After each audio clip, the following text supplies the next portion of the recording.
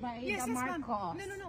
Yeah, we are here to sympathize. We are from Belgium, Germany, and Oh, nice. Nalipat ba kayo?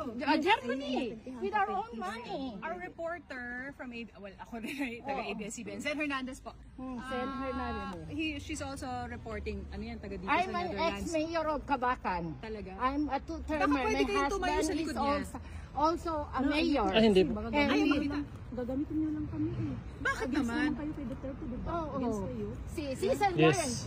she tried to Harap-harapang sinupalpal ng isang Duterte supporter ang ABS-CBN reporter na si Sen Hernandez na nagko-cover kay dating Pangulong Rodrigo Duterte sa The Netherlands. Pinamukha ng Pinoy doon na anti-Duterte ang ABS-CBN at hindi ito magre-report ng makatarungan para kay Duterte na sinasabing illegal na dinakip sa Pilipinas. termer. pwede My kayong tumayo sa husband likod is niya.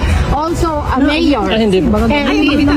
Gagamitin niyo lang kami eh. Bakit Against naman? kayo kay Duterte, di ba? Against kayo. si Sen Yes. she tried to check the health of our president. He's an 80 years old by March 28. So pwede nga po, He was kidnapped in the Philippines. Matatandaang si Duterte ang nakaupong Pangulo ng tanggalan ng prangkisa ang ABS-CBN dahil sa umano'y samot-saring paglabag ng naturang network sa batas.